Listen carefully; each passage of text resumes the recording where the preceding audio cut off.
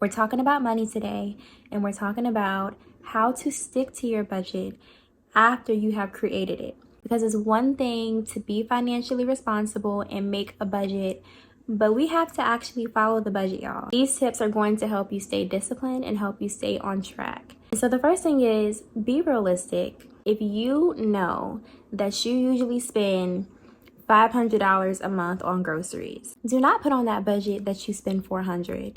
There is no point in lying on your budget. Not using accurate numbers, this is going to lead you to constantly going over budget. You're putting a certain amount down on paper, knowing that you're going to spend way above that. So be realistic, be accurate. Something that can help you with this is make your budget, let the entire month go by, and then at the end of that month, take your budget and then take your bank statements and compare the two. This is how you're going to be able to make sure that you're constantly updating those numbers, especially with inflation. The amount that I was spending on groceries last year is not the same amount that I spend on groceries right now. And speaking of comparing last month to this month, the second tip is to create a new budget every single month, because sometimes we'll create a budget and then it's kind of like we forget about it and it's out of sight, out of mind. But if you create a new budget every month, this is going to help you stay on top of your finances. It's not out of sight, out of mind. You're holding yourself accountable, and you'll probably be more inclined to stick to your budget and stay disciplined and stay on track if it's something that you're making a monthly routine thing. Tip number 3. Don't be too restricting when it comes to your budget. So I know sometimes when we first create a budget, we can be a little bit overzealous and we can get excited and we can say, okay, I'm going to cut this out, I'm going to cut this out, I'm going to cut that out. Sometimes we make our budget so rigid that it doesn't account for life to happen. There's going to be things that are going to come up. Sometimes we don't account for us to live our life and have fun and include things in the budget that we actually enjoy doing. And I get that if we're working towards a goal, of course we want to do everything we can to reach that goal. And so that does require us to cut things down that are unnecessary. However, if you go overboard with the cutting things down, you're probably not going to be happy. You're going to be miserable. It might be a little difficult to follow the budget. I get my eyebrows waxed once a month. And this is an expense that I include in my budget. Why? Because it's important to me and it makes me feel good. And it's important that I include something in my budget that I enjoy, something in my budget that I like to do, so that it's not completely rigid.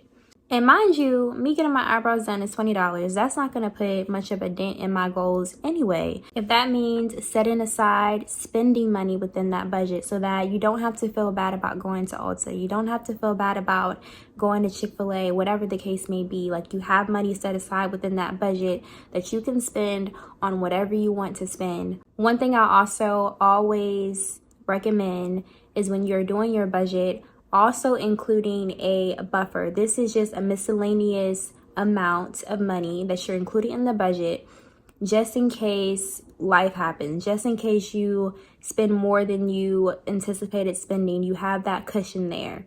So I like to include about $150 per month because life is going to happen. If you have children, they have all these random days, book fair, book character day, costume day, pajama day. Like you're going to have random days where you might have to spend more money than you originally planned. And so having that buffer in the budget is definitely going to help. Don't put all your eggs in one basket. So when it comes to having a budget and sticking to the budget and staying disciplined, sometimes we have every intention to do that, but we don't have the proper systems in place to make sure that we're not overspending, to make sure that we're keeping track of what's going out and what's coming in. And so what I like to do is to make sure that you have different accounts for different reasons. This way you know what is for what and you're not overspending, which you should be setting aside for different reasons. A lot of employers give you the option to go in and set up your direct deposit to where it'll automatically send a percentage to different accounts. So if you want 20% of your paycheck to go to your savings, it'll automatically do that. If you know that you struggle with discipline, if you know that you struggle with being able to set aside certain money, maybe setting up the proper system and making sure that you are divvying up your money, this could help you stick to your budget and stay disciplined. And if you have not seen my latest video about how to create a budget, that's definitely a video that is helpful.